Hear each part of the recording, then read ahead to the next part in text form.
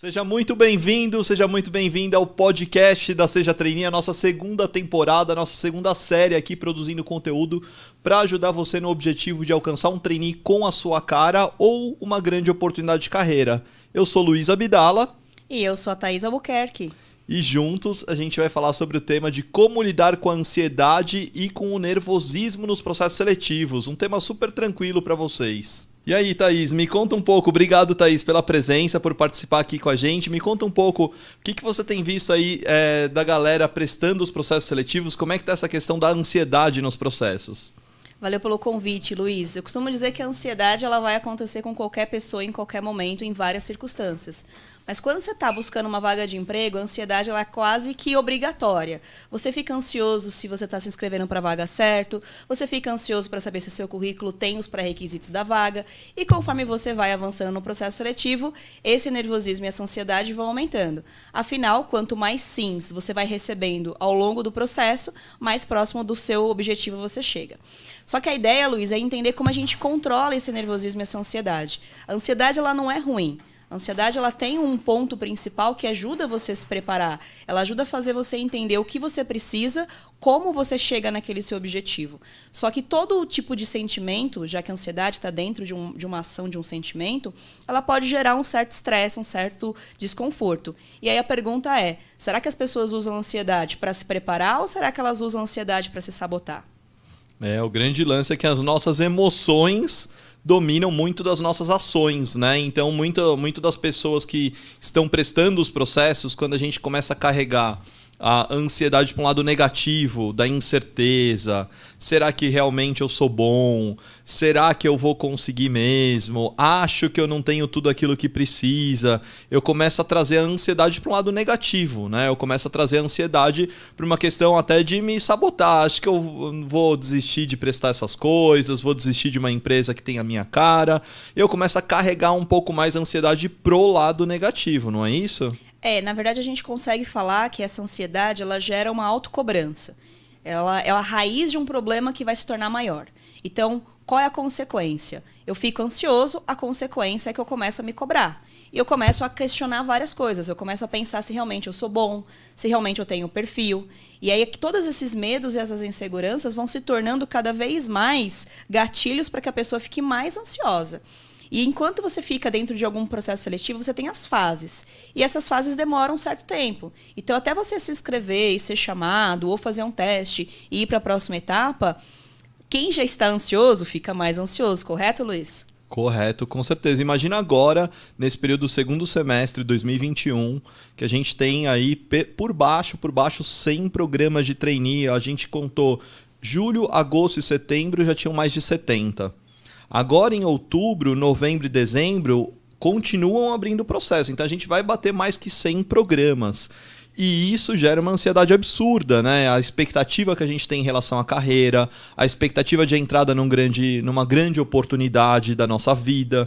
Então, eu costumo dizer que é um momento que as emoções ficam à flor da pele. E é importante a gente controlar isso. Na verdade, o que a gente pensa é o seguinte, né? Ansiedade todo mundo vai ter, ansioso todo mundo é em algum momento. Só que a gente tem que entender até que ponto essa ansiedade me prejudica e até que ponto essa ansiedade me ajuda. Quando a gente fala sobre controlar essas emoções, a gente vai partir do pressuposto de que o autoconhecimento vai te ajudar muito. Mas tanto se fala de autoconhecimento e às vezes a gente entende... pensa, né, ou questiona, mas o que é, afinal, o autoconhecimento? Será que o autoconhecimento, de fato, vai me ajudar a controlar uma ansiedade que pode ser até uma forma positiva? E aí, de forma mais básica, a gente consegue entender que se a pessoa é muito ansiosa, ela tem que entender se isso está sendo algo produtivo ou negativo. Então vamos lá, vamos começar com o primeiro passo então. Como é que eu reconheço se essa ansiedade então está fugindo do meu controle? Como é que eu reconheço que isso pode começar a fazer mal para mim, que estou inscrito nos vários processos? A ansiedade, quando ela começa a fugir do seu controle, é quando você pensa em alguma coisa que você precisa fazer, mas ao invés de você ter um passo a passo que você vai seguir para chegar naquele objetivo, você mais trava e volta para trás. Vou dar um exemplo mais simples. A gente está numa fase de muitas etapas mais de dinâmica, de painel, entrevista, apresentação pessoal. Então, eu preciso ir lá falar alguma coisa ou pesquisar algo sobre a empresa, certo? Dentro dessa ideia, se eu estiver ansioso, eu vou pesquisar sobre a empresa, vou preparar minha apresentação pessoal, vou entender sobre o mercado de trabalho, vou mergulhar naquele mundo daquela vaga, daquela oportunidade que eu tanto quero. Porém, se nesse momento eu estiver indo para um caminho de ansiedade, no sentido de tempo, de olhar o que eu preciso fazer e como eu vou conseguir esse resultado, um exemplo de fazer um pitch de 1 minuto, estou tranquilo.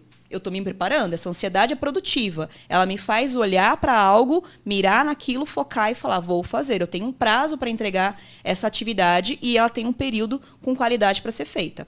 Agora, quando a gente olha para a ansiedade, que ela se torna prejudicial, é quando eu dou passos para trás. É como se eu começasse a olhar para mim mesma e falasse assim, putz, não sei fazer um pitch, não sei contar minha história. Eu digo que os nãos vêm em primeiro lugar na frase e no pensamento. Você começa a falar assim, não tenho um bom currículo, não tenho uma boa história, eu não sou bom o suficiente. Aí começa a se comparar. A autocobrança é tão forte que você vai olhar a grama do vizinho. Você sabe o que aconteceu nos programas de trainee nessas últimas semanas? Alguns clientes comentaram o seguinte, tinha que entregar um vídeo para uma empresa, Thaís. Aí, claro, você tinha que postar o vídeo no YouTube. Antes de eu fazer o meu, o que eu fiz? Fui olhar o dos caras. E aí, pronto. Quem era ansioso, no nível que não estava controlado, no sentido positivo da coisa, ele foi lá e falou, jamais vou me candidatar, meu vídeo é uma porcaria, minha história não vale a pena. Essa pessoa, na hora, se autossabotou. Ela ligou o autocrítico e a autocobrança e falou, não vai dar certo. O ansioso que se prepara, ele olhou e falou assim, cara, ele fez um negócio bacana. Ele foi lá num fundo bacana, colocou uma animação, fez uma luz bacana. Deixa eu ir lá. Já que ele fez assim, eu vou fazer. Tremendo as pernas, morrendo de medo, nervoso e ansioso, mas não deixou de fazer. Nesses dois modelos, Luiz, quem você acha que conseguiu chegar na próxima fase do processo? O cara que olhou e se comparou e falou, não vai dar, ou o cara que falou, é legal, agora deixa eu fazer a minha parte? O segundo, claro. E a consequência é que essa pessoa que se questionou demais e falou que não ia dar certo, ela colocou o nível de ansiedade dela num grau que ela falou assim, cara, não tô para esse jogo. Essa semana atendi uma pessoa que ela falou o seguinte, ela tá no final de um processo seletivo, Luiz, e ela virou assim para mim, Thaís, eu não tenho experiência em nenhuma grande empresa. Eu vou chegar na dinâmica, no painel, e eu vou pifar, não vai dar certo, eu não vou ser aprovada. E eu falei, mas por que você está pensando isso? E aí, como eles mandaram quem serão as pessoas que vão acompanhar ela no painel, os diretores e até o nome dos próprios candidatos, ela foi olhar onde? No LinkedIn. A autossabotagem foi tão alta que ela foi ver o LinkedIn dessas pessoas, não para entender uma estratégia, pensar em como se preparar, mas ela foi olhar esse LinkedIn e falar, eu não tenho nada do que esses caras têm, então eu vou para esse painel e eu vou perder. E aí o que eu fiz? A gente fala que é uma pergunta de checkmate. Se ela chegou até essa fase, você concorda que isso não eliminou ela? Claro, concordo, com certeza. Então ela não ter uma experiência numa grande empresa não foi um prejuízo. E quem é que falou isso para ela? Ela mesma. Então, ela conseguiu observar nela, ao invés da força, né? Olhar a história dos dois lados. Ao invés dela falar assim, cara, eu cheguei no final de um programa, mesmo não tendo experiência em nenhuma grande empresa, e ao invés de eu olhar isso, essa minha força, essa minha vantagem, eu estou olhando para o que falta. E nesse momento, a ansiedade dela gritou. Não dorme, não come, eu até brinco, né? Não respira, não faz nada, fica ali travado. Então, quando a gente fala sobre ansiedade, eu sempre tenho que olhar para esses dois âmbitos. A ansiedade em si, ela é uma defesa nossa. Então, um exemplo, aqui hoje, vim conversar com você ou fazer algum tipo de trabalho, gera uma ansiedade? Gera. Ela é positiva ou negativa? Positiva aqui, né? Claro, a gente se prepara para a gente poder fazer um bate-papo, poder fazer um trabalho de qualidade. Agora, quando a gente tem uma ansiedade que limita, eu não ia conseguir nem falar com você boa tarde, se duvidasse. Tá certo, muito legal, Thaís. Muito bom saber, porque tem inúmeros candidatos que a gente acompanha, vê no dia a dia, né, prestando os processos, e o quanto que algumas pessoas, de fato, usam essa parte da ansiedade de uma forma positiva, no sentido da preparação, e o quanto que isso as pessoas podem levar para esse lado de autocobrança e acabar pondo tudo a perder, né? E eu gosto de falar também que algumas pessoas, elas elas precisam de maior informação, elas precisam de maior repertório. E essas pessoas, quando elas têm pouca informação, pouco estudo, elas ficam ainda mais inseguras, ainda mais... a ansiedade dispara lá em cima. Por quê? Porque ela precisa de muito conhecimento técnico para um determinado assunto e ela vai, às vezes, disputar uma fase final de um programa, seja na área financeira, seja numa indústria, e a parte do repertório, do conhecimento, do estudo que ela tem pode fazer toda a diferença. Então... justamente nessas horas que eu falo assim, algumas pessoas falam assim, mas será que eu vou dar 200% meu nessa reta final? Eu falo assim, gente, precisa dar 200% seu na reta final. Você precisa ir o mais preparado que você conseguir de fato, sabe? Agora, é claro que essa preparação... Você tem que procurar nessa preparação ter uma parte, assim, um tempo para você, um tempo para descanso, um tempo para saúde. Não adianta nada estudar em empresa até 3, 4 da manhã e precisando fazer a dinâmica, a fase final às 8, 9 da manhã. Não vai ser muito produtivo nesse sentido. Então a gente tem que cuidar assim, com que a gente tenha uma rotina saudável, principalmente nessa fase final, nessa reta final de processos, né? Porque essa rotina saudável vai ajudar você a estudar melhor sobre a empresa, ter um tempo para estudar, ter um tempo para descansar, um tempo para fazer exercício. Acho que é muito importante ver um pouco dessa agenda, né? Principalmente nesse período de fases decisivas dos processos. Você tem visto alguns casos desse tipo, do pessoal controlando melhor a agenda, organizando melhor o tempo para conseguir... e mandar bem mesmo nessa reta final? Perfeito, Luiz. Eu digo que produtividade ela é a chave do sucesso. E a organização está dentro da produtividade. E produtividade não tem a ver com produzir mais, e sim produzir menos em menos tempo e com mais qualidade. E aí, qual que é a brincadeira que eu sempre falo para os clientes? Se você gosta ou não de se organizar, está na hora de você aprender. Então, a ansiedade ela não vai sumir. Primeiro segredo que eu vou te contar é o seguinte: não existe ansiedade zero em processo seletivo. Se você não estiver ansioso, no mínimo eu vou falar, não está fazendo a coisa certa ou não está indo para a vaga certa. Eu sempre falo que a ansiedade ela é um gatilho que faz você ter estímulos que vão te levar para algo que você quer. Então, ele vai te levar para outros sentimentos, como a alegria, como talvez o seu sucesso, a trajetória, a lembrança do que você já fez e onde você quer chegar. Só que quando a gente pensa que a ansiedade ela vai fazer parte do processo seletivo, eu tenho que entender como controlar essa ansiedade. Onde ela é minha amiga e onde ela é minha inimiga. Onde ela me ajuda e onde ela me atrapalha. Seguinte, se você tiver uma agenda, seja ela online, digital ou de papel, você consegue colocar ali as suas tarefas. E uma técnica muito rápida e simples de produtividade, quando a gente fala para diminuir a ansiedade, é você ter horário para fazer algumas coisas. Então, desde que seja o horário de você acordar, de tomar o seu café, as suas coisas do dia a dia, tá, Luiz? Não é para você esquecer das coisas simples do seu dia, não. A agenda vai entrar tudo. Não só os seus horários de estudo, e tem uma galera que está em processo seletivo e que está trabalhando, então costuma ter até menos tempo para conseguir fazer as coisas que precisa. Então coloca lá a hora que você acorda, que você vai tomar o seu café, que você vai fazer alguma atividade física, que você vai fazer uma caminhada, que você vai assistir um filme ou uma série, ou que simplesmente você vai parar e descansar. Tem algumas técnicas de produtividade que fala de ciclos. Então, a gente vai falar de períodos. A gente fala do 50-10. O que é o 50-10? Trabalhe 50 e pare 10. Se você é uma pessoa que se cansa muito ou se é muito ansioso, você ficar 2, 3, 4 horas em frente a um computador estudando, cara... Aí que essa ansiedade vai chegar em um nível que você vai falar, olha quanta coisa que eu tenho que estudar. Você vai olhar um monte de arquivo no seu computador, você vai ver um monte de papel em cima de uma mesa, uma pilha de livro que te indicar e você fala, por onde eu começo? E aí a técnica do 50-10 ela é simples. Em 50 minutos, produzindo, fazendo algo, pare 10 minutos. Levanta, vai tomar um café, vai beber uma água, vai dar uma volta, vai olhar uma rede social, se for o caso. Mas tem que ter disciplina. Eu gosto muito de uma frase que fala que disciplina é liberdade. Então, não adianta você ser um cara organizado se você não tiver disciplina. E aí é onde você consegue chegar onde você quer. Mas pensando numa agenda, se você colocar tudo o que você precisa, você consegue controlar. Sabe qual que é o problema do ansioso? Ele não sabe onde começa e onde termina o dia dele. Ele tem 1000 tarefas para fazer. E aí ele fala, por onde eu começo? E ele não sabe. E aí a ansiedade vai se tornando aquela bola de neve. Então, quando você pega, às vezes eu brinco que até um post-it te ajuda. Pega um papel e uma caneta e escreve lá. O que eu preciso fazer no dia de hoje? Anota. Anotou? Agora você vai colocar níveis de prioridade. Dentro dessa outra técnica, depois do 50-10, você tem como listar 3 níveis de atividades que você pode fazer. Quais são as atividades urgentes, quais são as atividades importantes e quais são as atividades necessárias. O que é urgente, Luiz? Aquilo que você não fizer agora, tipo, agora, vai dar problema. É BO. Então, coisa simples. Sei lá, o cara tem um vídeo para mandar até o final da tarde, do dia de hoje. Ele tem que fazer isso de manhã. A primeira prioridade dele é urgente.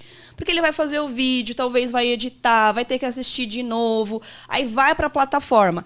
Você sabe qual que é o maior problema de cliente ansioso? Ele deixa para responder os testes online, sabe quando, Luiz? No último dia. E aí o que acontece? Na última hora. E aí o que acontece? O computador, a plataforma não funciona, os problemas aparecem, é impressionante. A câmera não liga, o fone não funciona, a plataforma dá erro, o celular morre, a internet de casa acaba. Teve cliente já que a luz acabou na hora, Luiz. Pensa o pânico junto com a ansiedade. E os processos são cruéis nisso. Você falou, colocou 11h59, meia-noite e 2, você não consegue mais postar. E aí a crise de ansiedade dessa pessoa, nem com o maior chá de camomila da vida vai resolver, Luiz. Não adianta. Então, brincadeiras à parte, o que a gente tem que olhar? Se você tem atividades que têm demanda de prazos, como todos os processos seletivos têm, fique esperto e coloca isso lá na sua prioridade como uma atividade urgente. As atividades importantes são aquelas que você pode fazer ao longo do seu dia ou da sua semana, que não estão te matando, mas também têm um prazo. E as atividades necessárias são aquelas complementares, que você pode fazer ao longo de uma semana, mas que se você também não fizer, ela se torna importante e depois ela vai, consequentemente, para o urgente. Então, se você for organizar, pensa o seguinte, não precisa fazer um mês. Eu digo que a pessoa ansiosa ela não consegue planejar o mês, o trimestre e o ano. Para, Thaís. Como assim? Como é que você quer que eu olhe daqui a um ano se eu não sei o que eu quero fazer semana que vem? Eu nem sei que resposta que eu vou ter dos processos. Então, a pessoa ansiosa ela tem que ter o pé no chão. Faz a primeira semana. Ah, mas eu vi o curso, eu vi o tal livro que fala de produtividade e você tem que produzir pensando na sua semana, no seu mês, no seu ano. Não é para você. Uhum. Então, vai para a sua semana. Olha de segunda a domingo. Ah, Luiz, tempo de lazer. Você falou um ponto importante que a galera esquece. É quase naquela fase de quem está querendo prestar vestibular. Esquece de comer, de fazer coisas simples. Algumas atividades acabam ajudando mais essas pessoas ansiosas. Quais são? Cada um tem que entender o seu. Então, tem pessoas que, às vezes, precisam sair e fazer atividade física. Correr, caminhar, andar de bike, ir para uma academia.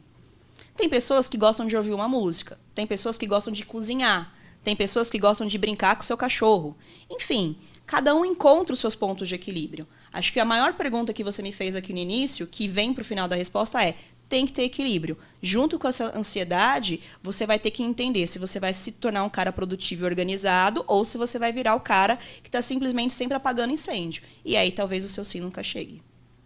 Muito legal, Thaís, muito legal. Então, para organizar aqui um pouco o conteúdo todo que a gente está passando para as pessoas, vamos tentar fazer o seguinte, assim, acho que os 3 principais pontos aqui para a gente poder controlar esse nervosismo, né? Então, a gente falou uma primeira parte aqui da nossa conversa sobre o tal do autoconhecimento, certo? Então, a gente poder olhar um pouco mais quais são os sentimentos que a gente está tendo nesse momento. Então, escreva, de repente, num papel, num lugar aí, quais os sentimentos que você está nesse momento quando desperta muita ansiedade, né? Que sentimento que isso está te despertando. E você vai pensar um pouco mais da onde que vem esse sentimento, porque qual que é a causa desse sentimento. Então, se eu estou hoje muito ansioso com os processos, tá bom, mas o que eu vou escrever mais a respeito disso?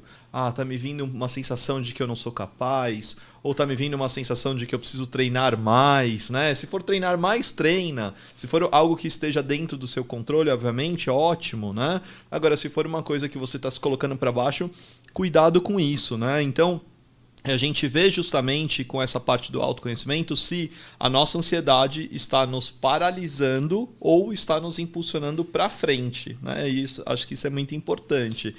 E tem uma coisa que é super legal que você falou da ansiedade, quando a gente lista todas essas coisas e os sentimentos, consigam observar se esses sentimentos eles são coisas reais ou intangíveis. Exemplo, eu estou ansioso, tá lá listando, né? Putz, estou ansioso porque eu preciso estudar sobre empresa X. É tangível. Eu tenho, talvez, uma live para assistir, eu tenho, talvez, um material para ler. Isso aqui é tangível, você tem que fazer. Agora, putz, estou ansioso porque eu acho que eu não sou capaz. É intangível, é uma sensação.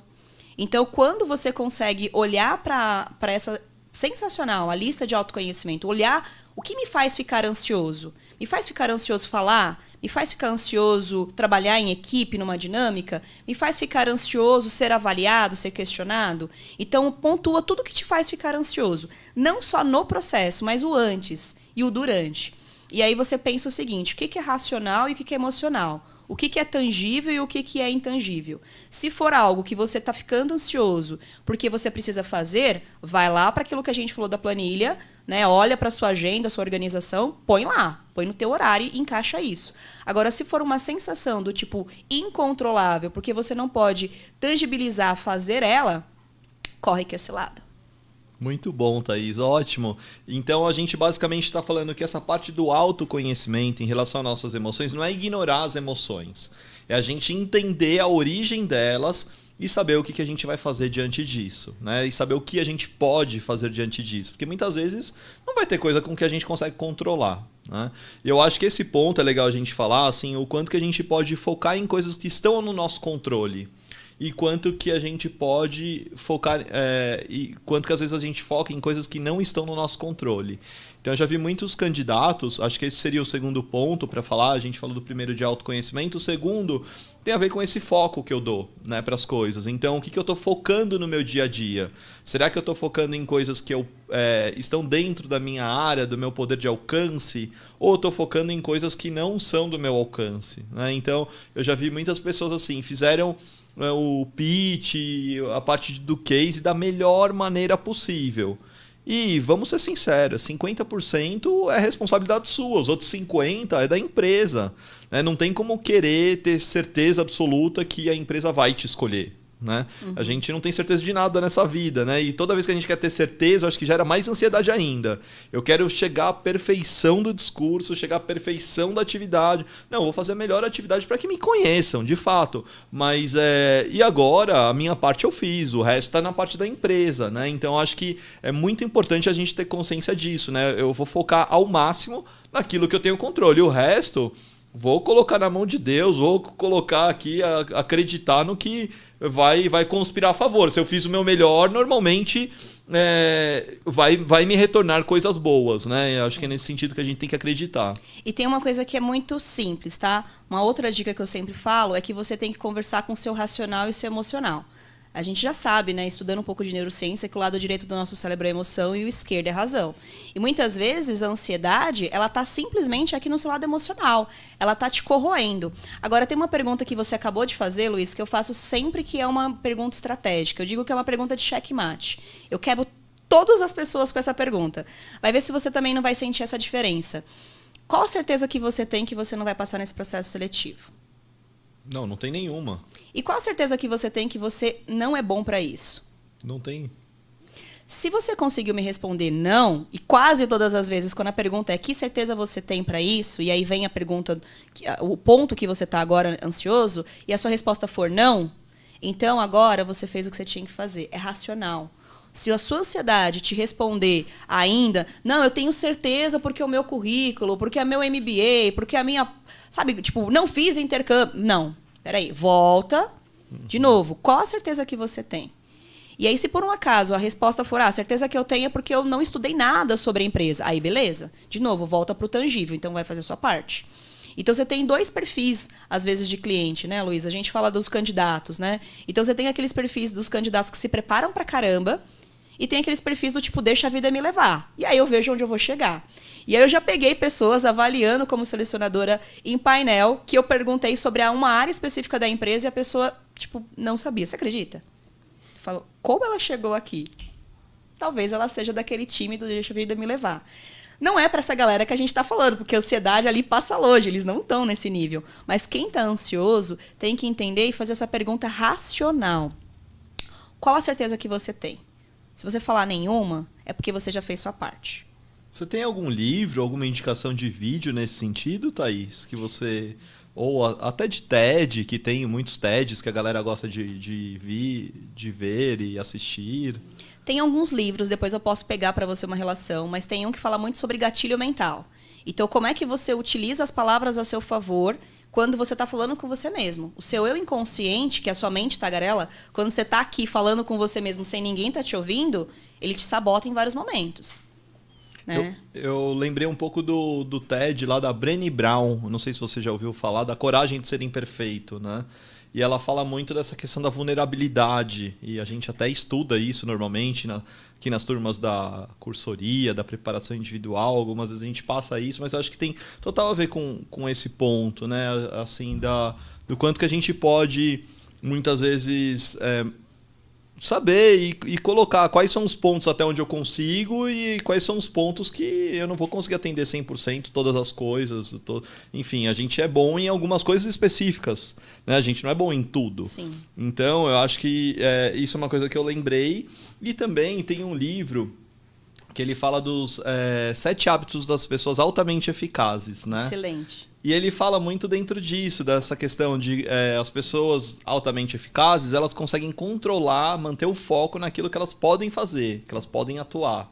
Então, lembrei dessas 2 dicas aqui para passar para as pessoas que eu acho que com certeza podem pegar referências aí, podem conhecer mais a respeito do assunto nessas 2 referências. E uma coisa importante, quando a gente fala de inteligência emocional, algumas pessoas, quando falam muito sobre autoconhecimento e inteligência emocional, pensa que é aquela pessoa serena, pacífica, né? Paz e amor para todo lado. Não. Inteligência emocional não é você não ter uma ansiedade, não é você não ter uma preocupação, um estresse. Isso é normal. A gente tem que parar de se cobrar e querer ser alguém perfeito. Quando a gente fala de inteligência emocional, é entender os seus sentimentos e as suas emoções. Parei, tô ansiosa. Por um segundo, o que me faz ser ansiosa agora? Eu tô ansiosa por quê? E quando você faz perguntas, de novo, quando você quer quebrar o teu emocional, lado direito novamente, faz perguntas. E o porquê acaba tendo uma resposta de sim ou não. Por que eu tô ansiosa agora? E aí você vai falando com você mesmo. Putz, eu tô ansioso agora porque eu tenho X coisa para fazer. Ah, e o que você tá fazendo com isso?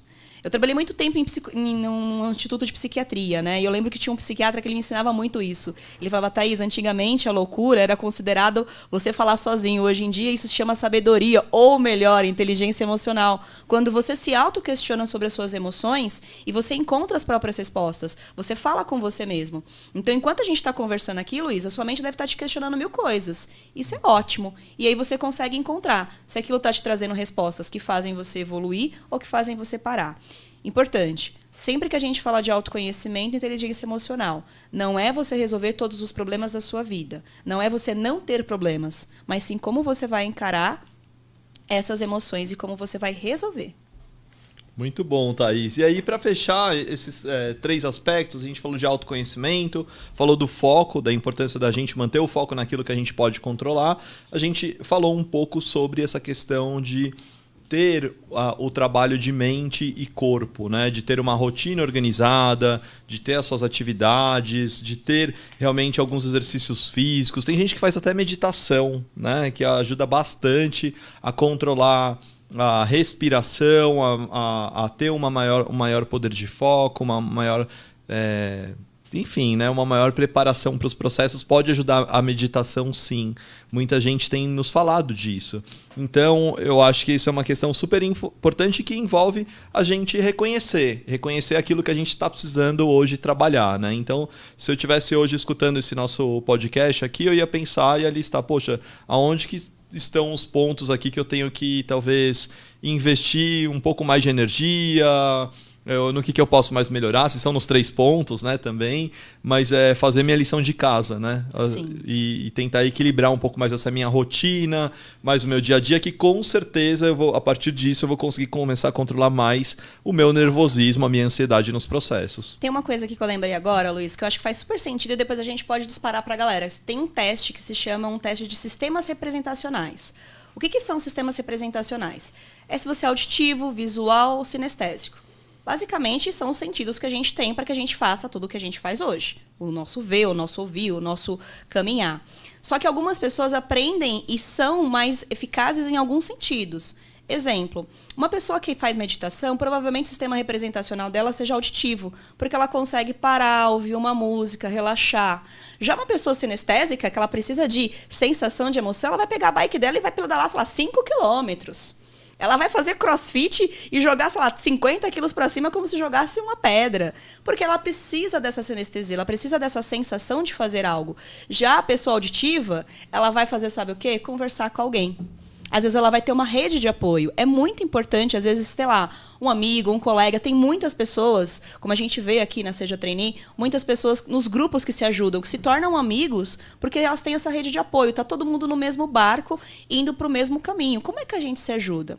Então, esse é um teste muito simples. Muitas vezes eu aplico, porque quando você descobre qual que é o seu sistema representacional, fica até mais fácil de você falar, o que vai dar certo para mim? Será que é uma meditação, yoga? Será que é uma atividade física? Será que é assistir um vídeo, um filme? Será que é ler um livro? O sinestésico adora ler livro, né? Eu brinco que isso daqui faz falta, de pegar um papel e ler. Então, já percebeu que eu sou sinestésica. Eu falo muito com as mãos, me expresso muito, né? Mas, de certa forma, se você me colocar para fazer meditação, Luiz, não deu certo. Eu já tentei. Aí você fala, putz, Thaís, como assim? Você está falando que não dá certo? Para o meu tipo de sistema representacional, eu não sou tão auditiva, eu sou mais visual e sinestésica.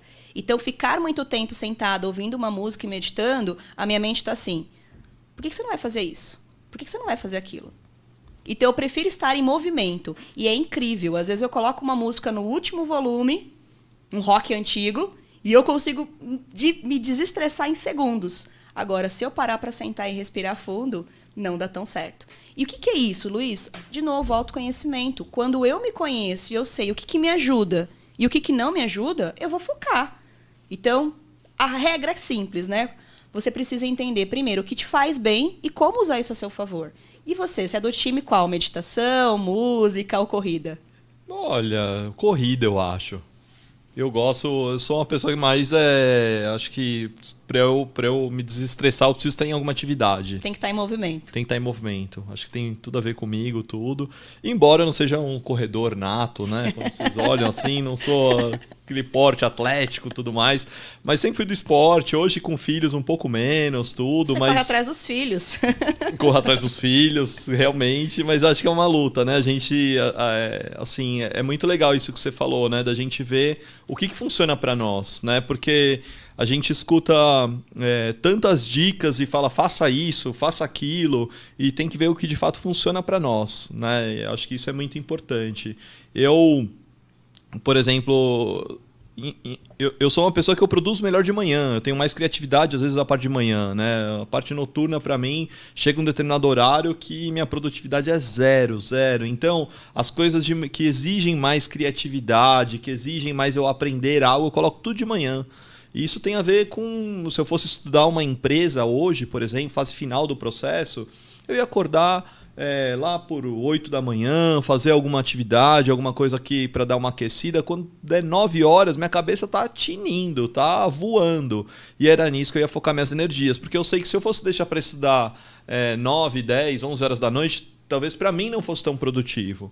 Agora, de frente para outras pessoas, que muitas vezes a pessoa começa às 9, 10, embala até meia-noite, às vezes, e tá voando, mas de manhã ela não consegue fazer nada, né? Então, acho que fase final tem muito a ver com isso, e eu acho que as pessoas têm que ver que essa parte de como lidar com as emoções é o que vira o jogo.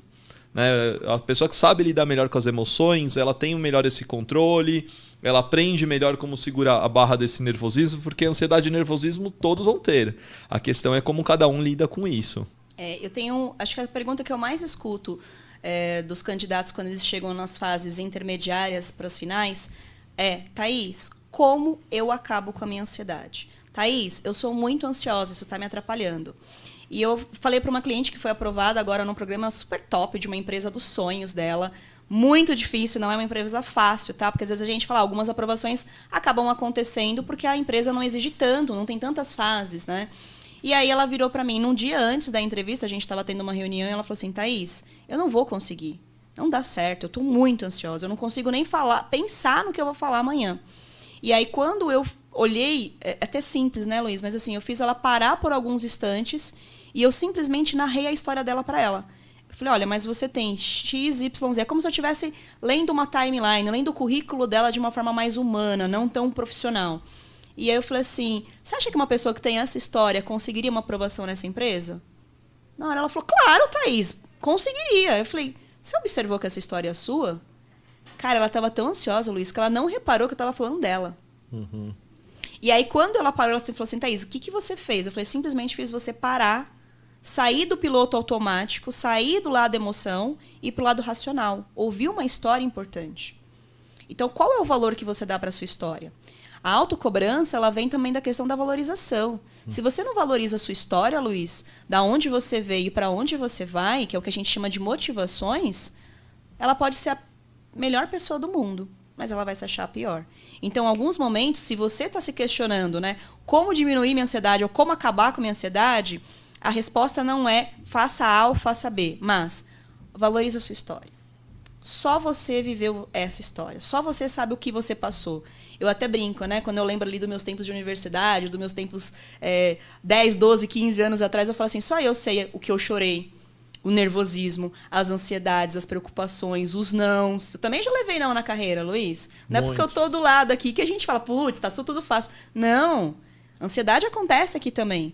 Mas, de novo, quando a gente está nesse processo de autoconhecimento e usa a inteligência emocional a nosso favor, eu paro e me questiono.